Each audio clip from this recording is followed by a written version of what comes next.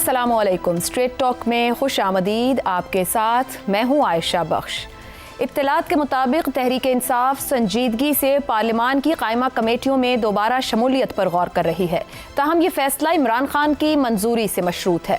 इत्तलात के मुताबिक PTI रहनुमाओं की अक्सरियत कायमा कमेटियों की चेयरमैनशिप दोबारा हासिल करने की ख्वाहिशमंद है, बिलखुसूस पब्लिक अकाउंट्स कमेटी की, ताकि हुकूमती फैसलों की मुज़ाहमत की जा सके। PTI कौमी असम्बली में 12 से जायद और सेनेट में 5 कमेटियों की चेयरमैनशिप के साथ कई दूसरी कमेटियों में भी शरीक थी। इमरान खान की हिदायत पर गुज़श्ता साल अगस्त में PTI ने तमाम कायमा कमेटियों से अलहदगी इख्तियार कर ली थी। ताहम अब पाकिस्तान तहरीक इंसाफ के कानून साजों की अक्सरियत समझती है कि यह फैसला दुरुस्त नहीं था। उनके नजदीक इस फैसले से हुक्मरान इत्तेहाद को खुला मैदान मिल गया। PTI के एक सीनियर रहनुमा ने ज़राए को बताया है कि वापसी के फैसले का इन्हिसार इमरान खान, पार्लिमानी अरकान और इमरान की बहनों के दरमियान मुलाकात पर है। PTI रहनुमा के मुताबिक पब्लिक अकाउंट्स कमेटी की चेयरमैनशिप छोड़ना दानिशमंदाना फैसला नहीं था, क्योंकि पार्टी ने इस फोरम को हुकूमत की मुबैना बदउनवानियों को बेनकाब करने के लिए मौसर तौर पर इस्तेमाल किया, जबकि खजाना, कानून और इंसाफ और इंसानी हुकूक की कमेटियों से भी दस्तबरदार नहीं होना चाहिए था। PTI chief whip Aamir Dogar का भी कहना है कि पार्टी के तमाम ज़ेरे इल्तिवा फैसले इमरान खान और पार्टी क़यादत के दरमियान मुलाकात से मुंसलिक हैं। कौमी असम्बली में कायदे हिज़्ब इख्तिलाफ महमूद अचकज़ई ने कायमा कमेटियों में वापसी के इम्कान पर तबसरा करने से इनकार किया है। कायमा कमेटियों से निकलने का इमरान खान का फैसला उनके 2022 के इक़दाम की अक्कासी करता है, जब उन्होंने पार्लियामान में रहकर खुद को एक ताकतवर अपोजिशन के तौर पर मुनज़्ज़म करने के बजाय ऐवान छोड़ने का इंतखाब किया था। अब भी कमेटियों से अलहदगी के फैसले से पार्लियामान में कोई खला पैदा नहीं हुआ। किसी कमेटी से PTI के 3 या 4 अरकान की अदम मौजूदगी से कोरम मुतासर नहीं हुआ, क्योंकि कोरम के लिए कुल अरकान की चौथाई मौजूदगी दरकार होती है। हुकूमती बेंचों के अरकान ने PTI नुमाइंदों की जगह ले ली। यूं इस पूरे मामले में असल नुकसान PTI ही को हुआ। अब अगर पाकिस्तान तहरीक इंसाफ रहनुमा कमेटियों में वापसी के हामी भी हों तो वो बेबस हैं, क्योंकि फैसला करने का इख्तियार मुकम्मल तौर पर इमरान खान के पास है। बेशतर रहनुमाओं में इमरान खान के मौक़िफ़ से इख्तिलाफ करने की जुर्रत है ही नहीं। इत्तलात के मुताबिक इमरान खान पहले 8 फरवरी के मुल्कगीर एहतजाज के नताइज का जायजा लेंगे और उसके बाद कायमा कमेटियों के मामले पर फैसला करेंगे। दूसरी तरफ इत्तलात के मुताबिक इमरान खान से 8 फरवरी के बाद मुलाकातों की इजाजत का इन्हिसार स्ट्रीट मूवमेंट में इख्तियार किए गए रवैये पर होगा। अगर 8 फरवरी को अमन अमान खराब करने की कोशिश की गई तो मुलाकातों पर आयद बंदिश का अरसा गैर मामूली तौर पर तवील भी हो सकता है। यूं ये सारी सूरत हाल 3 बड़े सवालात को जन्म दे रही है। क्या 8 फरवरी का एहतजाज पुरअमन रहेगा? क्या मुलाकातों की इजाजत मिल जाएगी? और अपनी पार्टी को पार्लिमानी ऑप्शंस अपनाने की राह पर वापस भेजेंगे? इन्हीं सवालों के जवाब जानेंगे अपने पैनल से। हमारे साथ हैं शहजाद चौधरी, ज़ैगम खान, आमिर अहमद खान और रज़ा रूमी साहिब। प्रोग्राम का सवाल आप सभी के लिए। कायमा कमेटियों में वापसी बानी के फैसले से मशरूत, फैसला मुलाकात से मशरूत, मुलाकात 8 फरवरी के रवैये से मशरूत। क्या बिना शर्त भी किसी सियासी फैसले की गुंजाइश मौजूद है? ज़ैगम साहब, क्या इमरान खान साहब बिना शर्त एक और स्ट्रेटेजिक यू टर्न लेने के लिए तैयार हो जाएंगे, यानी कि कायमा कमेटियों में वापसी ये सियासी फैसला ले पाएंगे, या आपको लगता है गुंजाइश नहीं बची अब बिना शर्त कोई फैसला लेने की? देखिए, इमरान खान ने माजी में बहुत से ऐसे अपने फैसले जो उन्हें लगा कि बदलने की ज़रूरत है बदले हैं। मिसाल के तौर पर आपने बताया कि 2022 में असम्बलियों को बाइकाट किया गया था, तो उन्होंने उस फैसले को बदला। अब यहाँ पे अगर आप देखें तो ये फैसला अगस्त में सामने आया था, जब अलीमा खान ने इमरान खान से मुलाकात के बाद ये कहा था अपनी पार्टी को, एक तो ये कहा था कि बाई इलेक्शन का बाइकाट करो। दूसरी बात ये कही थी उन्होंने कि कमेटियों से इस्तीफे दो। उन्होंने जो हुक्म सुनाया था वो इस्तीफे का था। और यहाँ पे देखिए कि पार्टी ने क्या किया। अब पार्टी को अंदाजा था कि ये गलत फैसला है जो नहीं होना चाहिए था। अब इनकार करने की भी हिम्मत नहीं थी, तो उन्होंने एक दरमियानी रास्ता निकाला। और रास्ता उन्होंने क्या निकाला कि उन्होंने इस्तीफा देने की बजाय पार्लिमानी कमेटियों का बाइकाट कर दिया। तो उस वक्त से अब तक लेट अगस्त के आखिर से शुरू करके अब तक वो बाइकाट की सूरत में है, उन्होंने इस्तीफे नहीं दिए। उसकी वजह है कि उन्हें पता है एज पार्लियामेंटेरियंस कि स्टैंडिंग कमेटीज़ की क्या कुव्वत होती है। अब ये वो चीज़ है जो आम आदमी को पता नहीं है, इसका कोई पॉलिटिकल फ़ायदा नहीं है PTI को इनको छोड़ने का। उसकी वजह यह है कि आम आदमी को पता ही नहीं कि स्टैंडिंग कमेटी क्या होती है। आम आदमी को ये पता है कि आप पार्लियामेंट में हैं या नहीं हैं। अगर आप उस हाल में मौजूद हैं तो आप पार्लियामेंट में हैं, और अगर आपने उस हाल को छोड़ दिया, पार्लियामेंट को छोड़ दिया, तो आप नहीं हैं। लेकिन ये पार्लिमानी कमेटियां ये असल पार्लियामेंट होती हैं, इनमें असल ताकत होती है, और ये ताकत अपोजिशन की ताकत होती है। अब आप देखिए कि हर सरकारी महकमे के मुकाबिल पार्लियामेंट में एक कमेटी होती है, और वो कमेटी हुकूमत की नहीं होती, पार्लियामेंट की होती है। हुकूमत और अपोजिशन उसमें बराबर होते हैं, और बहुत सी कमेटियों के सरबराह अपोजिशन से होते हैं। 1 दर्जन कमेटियों की सरबराही पीटीआई के पास थी। अब ये कमेटियां क्या करती हैं? ये कमेटियां हिसाब किताब करती हैं उस महकमे का जिस महकमे की कमेटी होती है। यानी जो महकमा है, अगर तालीम का महकमा है तो तालीम की कमेटी उस महकमे के पीछे मिसाइल बन के लगी होगी, उसकी खामियों को उजागर करेगी, उसके अफसरों को बुलाएगी, उसके वजीर को रगड़ा लगाएगी। तो एक मुसलसल एहतसाब का मौका मिलता है पोजीशन को हुकूमत का, और इसमें सबसे तगड़ी कमेटी आपको पता है वो कौन सी? Public accounts committee. ज़ैगम साहब, कतई कलामी की माजरत, अगर एक पार्लियामेंटेरियन इस कमेटी की ताकत जानता है तो महमूद खान अचकज़ई सीजन्ड पॉलिटिशियन है, खुद उनके हाथ में इख्तियार दिया इस ऑपोजिशन। ये ऑपोजिशन फिर हुकूमत का एहतसाब नहीं चाहती, हिसाब किताब नहीं चाहती, यानी कि ये चाहते ही नहीं कि कोई पूछे इस हुकूमत को, क्यों? महमूद खान को कोई इख्तियार नहीं है कि वो पार्टी के, पीटीआई के, पार्टी के अंदर के फैसलों में दखल दे। महमूद खान को कोई इख्तियार नहीं है कि वो पीटीआई, तो फिर वो अपोजिशन लीडर काहे के हैं सर? अपनी वो अपोजिशन लीडर हैं, लेकिन पार्टी के फैसलों का कोई इख्तियार नहीं है। उनको जो बातें बताई गई हैं वो उन्होंने करनी है, और वो भी पता नहीं कब ब्रेकें लग जाएं।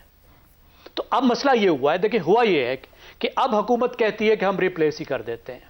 हुकूमत ने तो क्या कहना है, ये स्पीकर का फैसला होता है। अब वो रिप्लेस करने लगे हैं, तो मेरा अंदाजा ये है कि इस वक्त पीटीआई को महसूस हुआ है कि हमारे खिलाफ बात जाएगी, ये 12 चेयरमैनियां निकल जाएंगी, पीएससी पे जो हमारा रोल है वो चला जाएगा, अपोजिशन के तौर पर हमारा रोल कम हो जाएगा। तो वो इशारे दे रहे हैं, वो इस बात के इशारे दे रहे हैं कि हम वापस आने को तैयार हैं, ताकि स्पीकर साहब जो चेयरमैन हैं कमेटियों के वो मुकर्रर न कर दें। ठीक। और दरमियान में ये छोटी मोटी शरायतें भी लगा रहे हैं। जाहिर है खुद से वो कोई फैसला नहीं कर सकते, जहां से हुक्म आया था वहीं से हुक्म आएगा तो वो वापस जाएंगे। लेकिन आखिरी बात इससे जाहिर होता है कि पीटीआई की स्ट्रेटजी में कितनी खामियां हैं। और आप ये जो बेचारे से इशारों का जिक्र कर रहे हैं तो किसी काम ना आएंगे। आमिर अहमद खान साहब, ये कायमा कमेटियों में वापसी है तो पूरी पार्टी की पार्लिमानी तकदीर मशरूत हुई है एक हाँ और एक ना से, और वहां पे तो कोई सूरत हाल नजर नहीं आ रही कि सियासी स्ट्रेटेजी दिखाई दे रही है। आपके ख्याल में क्या हुकूमत को मुलाकात की इजाजत देकर एक और सियासी राह अपनाने की कोशिश नहीं फिर कर लेनी चाहिए, कोई तवाजुन कायम हो जाए पार्लियामान के अंदर? एब्सोल्युटली आयशा जी, एक हाँ और एक ना का ये दोनों तरफ से हाँ और ना का मामला है। अगर पीटीआई ना के ऊपर मुसर है तो बहुत सारी ऐसी चीजें जो कि हुकूमत जिनको आगे बढ़ा सकती है, उससे हुकूमत भी इनकारी है। और अगर हुकूमत वहां पर हाँ कर दे तो ये मामला बड़ी खुशसलूबी से ना भी बढ़ा तो मामला बहरहाल ये आगे तो चलेगा। देखिए, मुझे जो इस सारे मामले के अंदर जो हुकूमत के रवैये पे थोड़ी सी हैरानी है। पीटीआई के बारे में ये बहुत क्लियर है जी कि वो पार्लियामानी सियासत जो है वो जिस तरह से उसको कोई भी सियासी जमात अपने फायदे के लिए इस्तेमाल कर सकती है, वो गुर अभी शायद उन्होंने सीखे नहीं है, या अगर उनको आते भी हैं वो गुर तो वो शायद उनके बानी की इज्जत की नजर हो गए हैं। लेकिन हुकूमत के अंदर जो शामिल हैं जमातें, मुझे हैरानी इस बात पे है आयशा कि उनको क्यों नहीं समझ आती कि किसी भी किस्म का मुल्क के अंदर सियासी स्टेलमेट जब होता है तो उसको तोड़ना बुनियादी तौर पर हुकूमत की जिम्मेदारी होती है। ऑपोजिशन के हाथ में तो कुछ नहीं होता ना, सब कुछ हुकूमत के हाथ में होता है। और अगर उस स्टेलमेट की वजह से निज़ाम थोड़ा मुतज़लज़ल हो जाता है तो फिर उसका नुकसान हुकूमत को होता है। जो भी खोना होता है वो हुकूमत होती है। तो हुकूमत को तो ये चाहिए है और हुकूमती जमातों को तो ये चाहिए है कि वो जरा सा इशारा भी अगर उनको पीटीआई की तरफ से मिले, ठीक है, बानी पीटीआई की तरफ से ना भी मिले, उनकी दूसरी क़यादत की तरफ से उनको जरा सा इशारा भी मिले तो वो अपने जिस हद तक दरवाजे खोल सकते हैं, जिस हद तक वो उनको इनकरेज कर सकते हैं वो करें, वो उसमें कोई कसर ना छोड़े। सो आई थिंक कि ये जो आपने शुरू में शराइत का जिक्र किया कि उन्होंने कहा जी 8 फरवरी को जो होगा और उनके रवैये से मुंसलिक है हुकूमत का फैसला, ये सारा नहीं, हुकूमत का ये काम नहीं है कि वो इस तरह की शराइत रखे जो कि इस अमल में, ये मफाहमत के इस अमल में, या ये आमिर साहब कतई कलामी की माजरत, थोड़ा सा इसको और खोल देते हैं कि क्या वाकई हुकूमत के पास वो इख्तियार है कि आप जिस लेवरेज की बात कर रहे हैं या फैसिलिटेशन की, क्योंकि जब भी मुलाकात होती है और जिस तरह की गुफ्तगू या सोशल मीडिया का इस्तेमाल होता है गालम गलोच की हद तक, हुकूमत भी कोई स्टैंड ले सकती है क्या उस बात पर इस निज़ाम में? हुकूमत के पास बहुत इख्तियार होता है अच्छा, और मैं हमेशा से ये कहता हूँ, क्या लोग मोहम्मद खान जुनीजो को भूल गए हैं? क्या जनरल ज़ियाउल हक को भूल गए हैं? क्या उससे तगड़ा और उससे जाबिर डिक्टेटर पाकिस्तान ने अपनी तारीख में देखा है? लेकिन जब तो आप जुनेजो साहब को शहबाज शरीफ साहब से मिला रहे हैं, क्या ये दुरुस्त मवाजना है फिर? सर मेरा ख्याल है कि जुनीजो साहब जो हैं वो सियासी एतबार से कहीं आगे थे शहबाज शरीफ साहब से, क्योंकि वो इतने जाबिर डिक्टेटर जो है उसके भी सामने खड़े हो गए। जब जिनेवा एकॉर्ड्स का मामला आया, जब ओझड़ी कैंप के ऊपर इंक्वायरी का मामला आया, जब फौजी जनरलों को उस दौर में मिलने वाली मराहत का मामला आया, तो वो डट गए। ठीक है, क्या हुआ? ओहदा खोया ना उन्होंने अपना, लेकिन उन्होंने एक असूली मौक़िफ़ तो अपनाया, और उसकी वजह थी कि एक ऐसी सिचुएशन पाकिस्तान में क्रिएट हुई जिससे अगले इंतखाबात का रास्ता खुला। हुकूमत में बड़ी जान होती है। हुकूमत अगर ये बहाना शुरू कर दे ना, देखिए हम इमरान खान पर इस बात की तनकीद नहीं करते हैं जब वो कहते हैं कि जी मेरे हाथ पास तो कोई इख्तियार ही नहीं था, मैं तो कुछ कर ही नहीं सकता था। कितनी तनकीद होती है हुकूमत के पास, ये बहाना नहीं होता है। अच्छा, वो चाहे तो सब कुछ कह सकती है। दुरुस्त, तो बिना सियासी शराइत के हल निकाला जा सकता है। शहजाद चौधरी साहब, एक जानिब स्ट्रीट मूवमेंट है, आफरीदी साहब हैं और अलीमा बीबी का ओपिनियन है, दूसरी तरफ पार्लिमानी रास्ता है। बैरिस्टर गौहर और रचकजई साहब की अगर गुफ्तगू सुनी जाए तो बहुत सैनिटी से बात करते हैं। इमरान खान साहब की कानूनी सियासी मुश्किल बढ़ रही हैं, तंग गली में दिखाई देते हैं। इमरान खान बतौर एक सियासी लीडर क्या रास्ता इख्तियार करें कि उनके लिए मामलात किस कदर आसानी की तरफ चले जाएं, बिना शराइत के कोई चीज़ें हल हो सकती हैं? बड़ा अच्छा सवाल है आपका, लेकिन इसके लिए इमरान खान को की सियासत को देखने से पहले हमें ये देख लेना चाहिए कि क्या वो सियासत उसकी एग्जिस्ट भी करती है इस वक्त या नहीं। मेरी नज़र में तो चूंकि वो मुक़य्यद है, कैद है, ना उसकी आवाज़ है, ना उसकी सियासत है, कुछ भी सामने नहीं है। हम बहुत सारी चीज़ें उसके नाम पे लगा देते हैं, कभी अलीमा खान के ज़ुबान में, कभी किसी और की ज़ुबान में, कभी तीसरे की ज़ुबान में, और हम में से किसी को ये यकीन नहीं होता कि वो जो बात असल में कही जा रही है क्या ये इमरान खान ने की है या नहीं की। इसका ये मतलब नहीं है कि उसके अपने हमारे तजर्बे के अंदर इमरान खान ने जो बातें सबके सामने की और अपनी सियासत के तौर पे की उनमें खराबियां नहीं थी, बेशुमार खराबियां थी।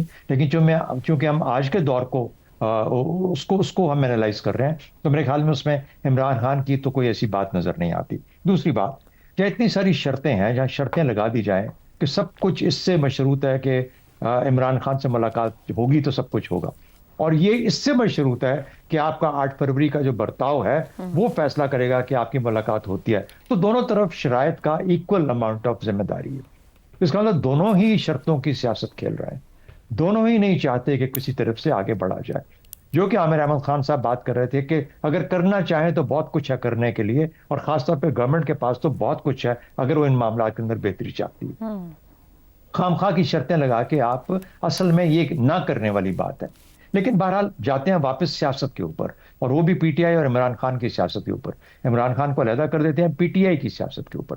देखिए, इंसैनिटी की डेफिनेशन हमें बार बार पिछले चंद सालों में बताई गई, और पता नहीं कौन उसमें पागल आदमी आइंस्टाइन का नाम शामिल कर देता है कि इंसैनिटी का मतलब होता है एक ही काम करते जाओ और हर मरतबा उससे मुख्तलिफ नतीजे की तवक्को करो।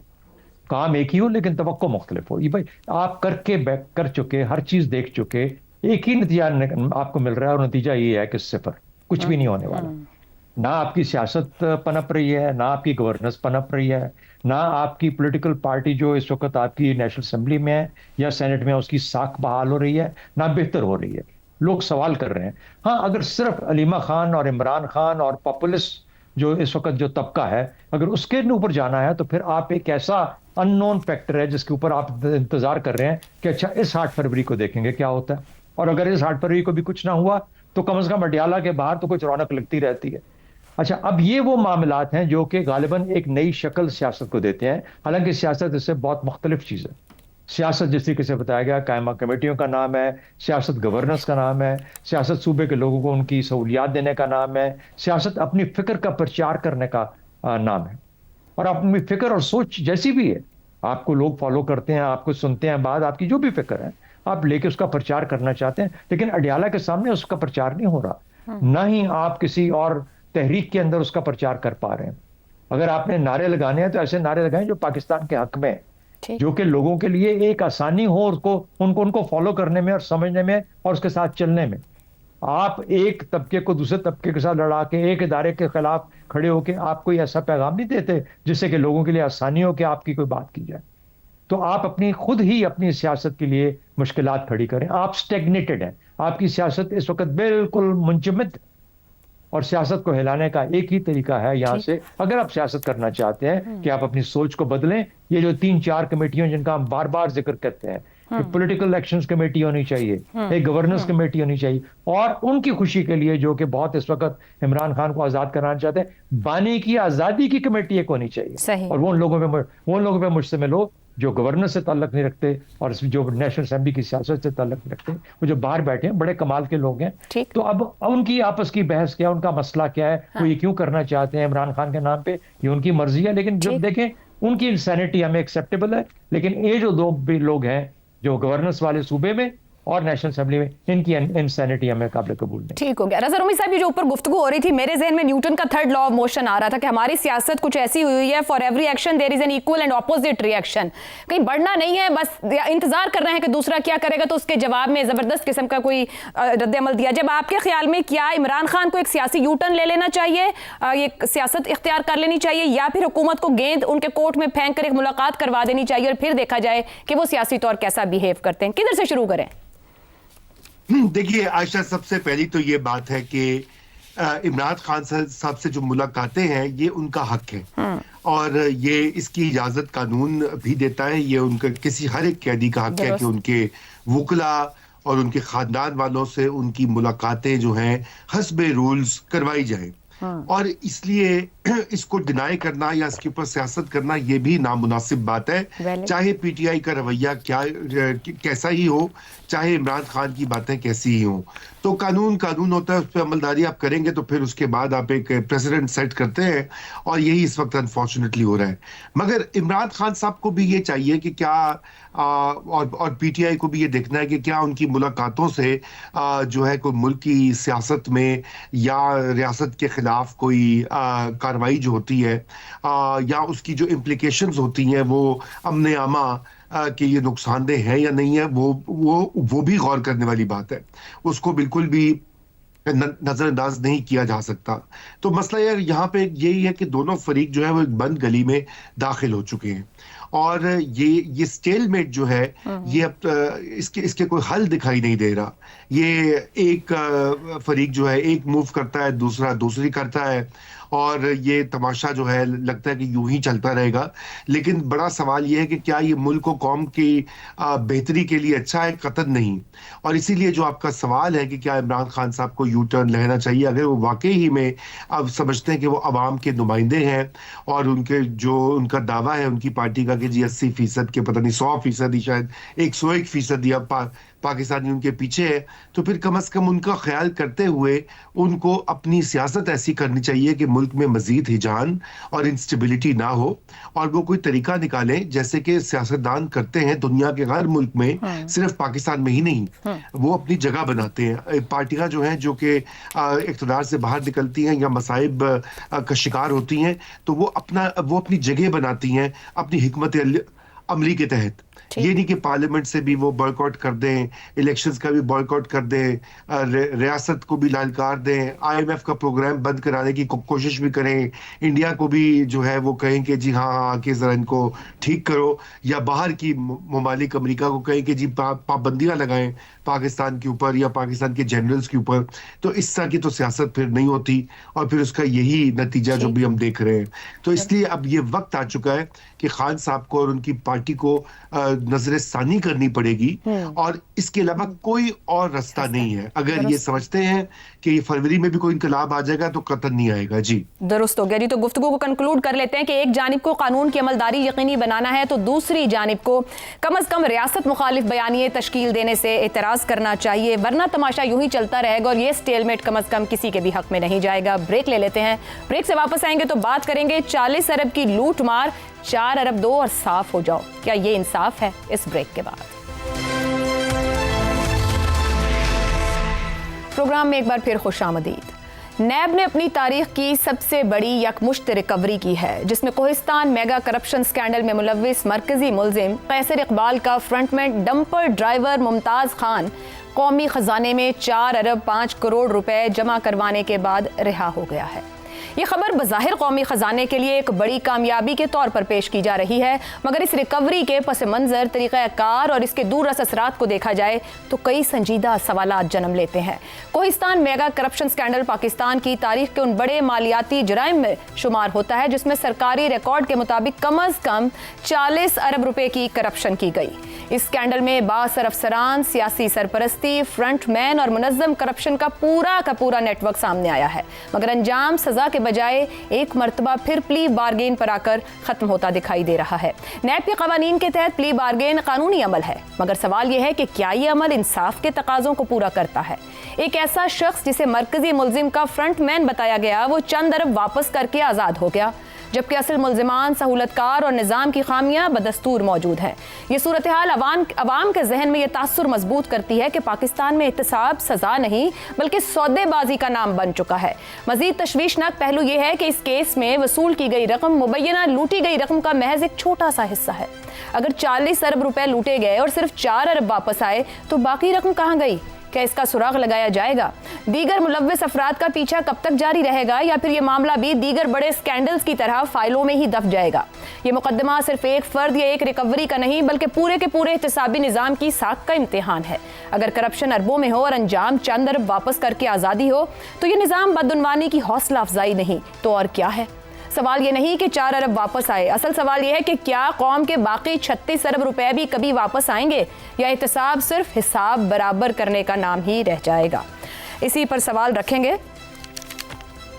कोहिस्तान स्कैंडल, 40 अरब की करप्शन, फ्रंटमैन 4 अरब अदा करके रिहा, प्ली बार्गेनिंग वाकई एहतसाब है या सिर्फ हिसाब किताब है? आमिर अहमद खान साहब, ये जो तरीक़ाकार बनाया गया है, अवाम भी देखती और पूछती होगी कि क्या वाकई इंसाफ हो रहा है? आप बड़े बड़े डाके डालें, अरबों की करप्शन करें, निज़ाम वही मौजूद है, चंद अरब चंद करोड़ दें और आप साफ शफाफ हो गए। अच्छा, ये सवाल का जवाब बड़ा आसान है। मैं आपके सामने 2 सिनेरियोज रखता हूँ। एक वो है जो जिसका अभी हम जिक्र कर रहे हैं कि 4000 करोड़ की करप्शन हुई है और उसमें एक शख्स जो है वो 400 करोड़ देकर बाहर निकल गया है। अब देखें कि इस सिनेरियो के अंदर कौम को पैगाम क्या जा रहा है। कौम को पैगाम दिया जा रहा है कि देखें, चोरी आप कर लें, कोई बात नहीं है, आप ज्यादा से ज्यादा, बुरे से बुरा आपके साथ यही होगा कि जितने पैसों की आपने चोरी की है वो सारे के सारे वापस करने पड़ेंगे, जबकि बहुत रोशन इम्कानात इस बात के हैं कि उसमें से कुछ पैसा आप वापस कर देंगे और कुछ अपने पास रख के तो बाकी की जिंदगी सारी जो है वो मौज करेंगे। ये इसके अंदर जो बुनियादी पैगाम है हो जा रहा है। दूसरा सिनेरियो ये हो सकता है आशा कि आप कहें कि ये जो 40 अरब रुपए या 4000 करोड़ रुपए की जो करप्शन हुई है, हमें इस पैसे से कोई गर्ज नहीं है, ये पैसा गया भाड़ में। हमें सिर्फ उन लोगों को पकड़ना है जो कि इस मुल्क के ऊपर, इस मुल्क के खजाने के ऊपर इतना बड़ा डाका मारते हैं। और यही नहीं, अगर ये 40 अरब की चोरी के पीछे उन लोगों को पकड़कर उनको सजा दिलवाने में हमारे 40 अरब और भी लग जाएं तो हम वो भी लगाएंगे, लेकिन हम उनको नहीं छोड़ जाने देंगे। तो उससे क्या मैसेजिंग होगी, उससे क्या पैगाम जाएगा कि भैया ये काम करना है तो ये सोच लो कि अगर कामयाब हो गए तो चलिए आपकी किस्मत, लेकिन अगर पकड़े गए तो फिर बाकी की सारी उम्र जो है वो जेल में कटेगी, उससे आप नहीं जा सकते। तो अब ये मेरा ख्याल है ये लोगों को फैसला करना है। ये अवाम की बेचैनी का आपने जिक्र किया, वो भी यही सोचते होंगे कि ये पाकिस्तान को अगर 4 अरब रुपया या ये 400 करोड़ रुपया वापस मिल गया तो क्या इसमें वो जो स्टैंडिंग कमेटी वाले कह रहे हैं कि उन्होंने VIP मक्का मदीना के दौरे करने चले, उनका थोड़ा बहुत खर्चा पानी निकल आ गया इसके अंदर से, वरना इसके अलावा पाकिस्तान को क्या मिलता है? पैसे की हजम की कोई अहमियत नहीं है इस तरह के एरियाज में। जो जिस चीज की अहमियत है वो ये है कि रियासत की तरफ इस तरह के करप्ट अनासर को पैगाम आपने क्या देना है। मैं तो इसीलिए पहले दिन से प्री बार्गेनिंग की बड़ी सख्ती से ये मुखालफत करता हूँ कि ये इंसाफ नहीं है, ये करप्शन को हवा देने का एक तरीका बन गया। Valid point. और सिनेरियो 2 ही सवाल बनता है कि करप्शन करने वालों को पकड़ना और सजा देना भी कोई हुकूमत में चाहता है? रजा रूमी साहब, जब व्हाइट कॉलर जराइम, रियासती वसाइल, अवामी एतमाद, ये पूरे निज़ाम को नुकसान पहुंचाते हैं, तो फिर प्ली बार्गेनिंग जैसे कवानीन जो हैं वो सजा की बजाय करप्शन को एक कम रिस्क कारोबार में तब्दील कर रहे हैं हमारे यहाँ। देखिए आयशा, इसके ऊपर बड़ी डिबेट है दुनिया भर में, और ये दोनों आरा जो हैं वो एग्जिस्ट करती हैं। एक हल्का फिक्र ये कहता है कि इससे करप्शन को मजीद हवा मिलती है, बढ़ावा मिलता है, और इसका कोई फायदा नहीं होता, बल्कि आप लीगलाइज कर देते हैं कि आप थोड़ी सी लूटी हुई दौलत देकर और बड़ी रख लें, उसके एवज आपको छूट मिल जाए। दूसरा जो स्कूल ऑफ थॉट है वो ये कहता है कि जिस तरह के ये कॉम्प्लिकेटेड केसेस होते हैं, खुसूसन वाइट कॉलर क्राइम के, और उसमें जितना वक्त लगता है, और पाकिस्तान जैसे मुल्क में जहाँ पे अदालती निज़ाम इस कदर स्लो और ताखीर का शिकार है, तो एक शॉर्ट टर्म में यही हल है कि रियासत को कुछ पैसा वापस मिल जाएगा, कोई टैक्स चोरी हुई है या कोई फ्रॉड हुआ है या वगैरह वगैरह, तो वो उसका कुछ हिस्सा मिल जाए। तो ये तो अब असल बात यही है कि जब ये कानून बना था नैब का, आपको पता है कि उस वक्त जनरल मुशर्रफ का जमाना था और इसके ऊपर बाकायदा डिबेट नहीं हुई, और ये बस उनकी तरफ से ये आ गया, ऑर्डिनेंस आ गया, उसके बाद चलता रहा। और फिर जो पिछली पार्लियामेंट थी, जब उसने तरमीम की ये नैब के कवानीन में, उस वक्त भी गालिबन इस इशू के ऊपर कोई सेर हासिल डिबेट नहीं हुई। उस वक्त भी जो सियासी अशराफिया थी, उनका ये मकसद था कि किस तरह से उनकी जान छूट जाए, क्योंकि वो नैब का इतना गलत इस्तेमाल किया गया था कि उसकी साख ही खत्म हो गई थी। असल बात यह है कि हमने एहतसाब को एक जोक बनाया हुआ है। ये प्ली बार्गेन वाला इशू तो अलग, लेकिन हमने उसको इतनी तौर पे सियासी तौर पे ऐसा इस्तेमाल किया है कि अब लोगों का उसके ऊपर से एतमाद उठ गया। खुद जो लोग इस निज़ाम को चला रहे होते हैं, उनका भी एतमाद नहीं होता, क्योंकि इस कदर बुरी तरीके से एहतसाब के इस सिस्टम को मसख कर दिया गया है। बहरहाल मेरे ख्याल से प्ली बार्गेनिंग के जो क्लॉजेस हैं, उनके ऊपर बहस होनी चाहिए, उनको रिवाइज होना चाहिए, और अगर अदालती निज़ाम में सुकुम है या प्रोसिक्यूशन में सुकुम है तो उसको ठीक करना चाहिए। ये तो नहीं कि चूंकि ताखीर होती है, स्लो होता है, तो इसलिए आप मुल्क में करप्शन जो है उसको चलने दें, और कोई ना कोई एक जगह दे दें लोगों को, ताकि वो गलत काम करते रहें और बचते रहें। हमारे पार्लियामेंटेरियंस बहुत से कवानीन लाते हैं, मगर लगता है प्ली बार्गेन इतना पसंद है कि पूरे निजाम को पैगाम है कि कुछ पैसे दें और करप्शन जारी रखें। ब्रेक लेते हैं, ब्रेक के बाद गुफ्तगू आगे बढ़ाएंगे।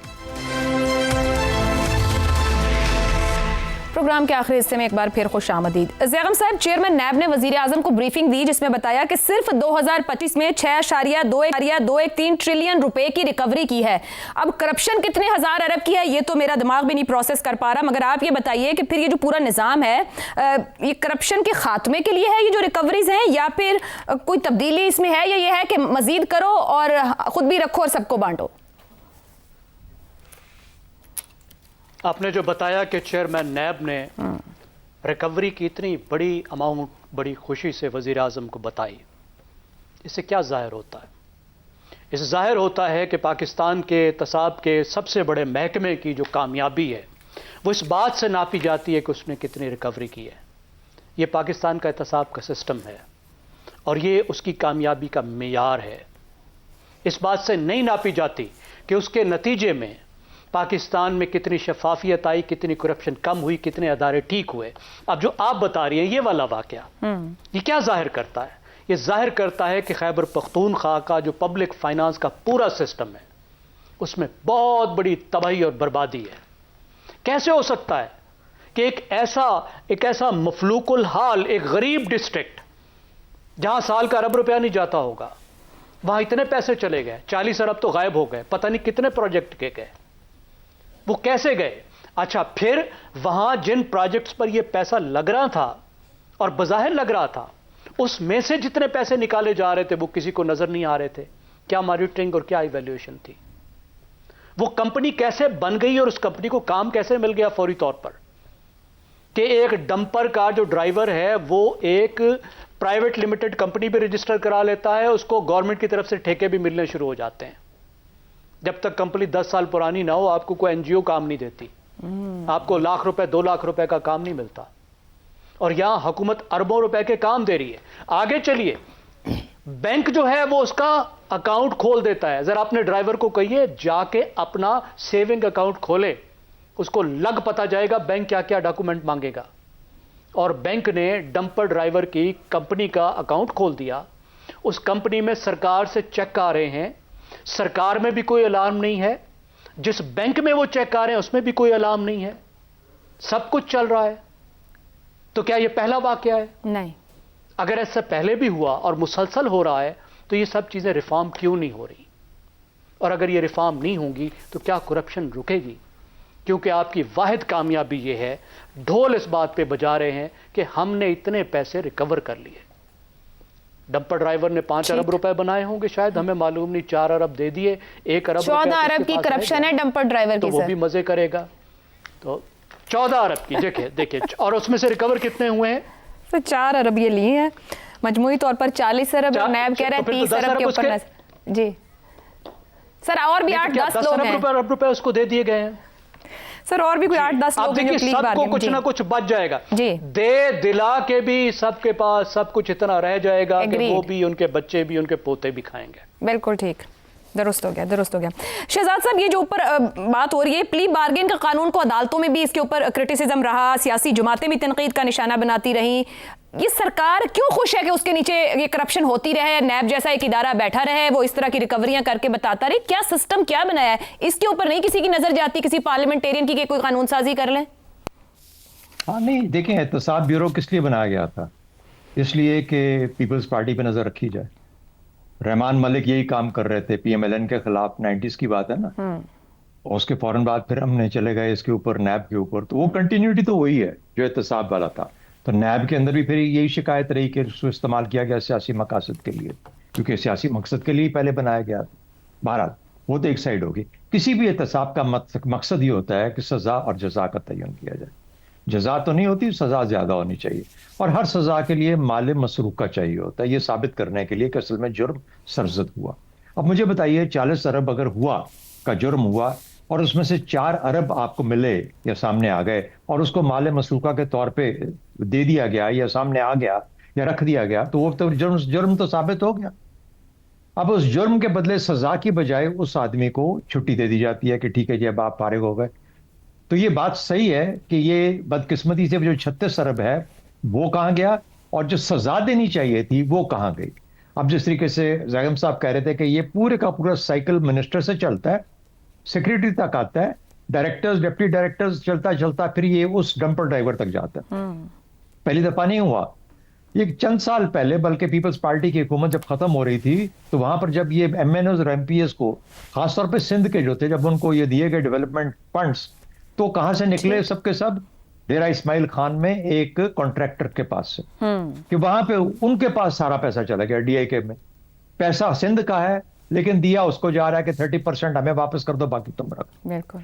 तो ये तमाशे हमारे यहाँ चलते रहते हैं। सबसे बड़ा मसला मेरी नजर में यह है कि हम पब्लिक मनी और प्राइवेट मनी का फर्क ही नहीं समझ पाए।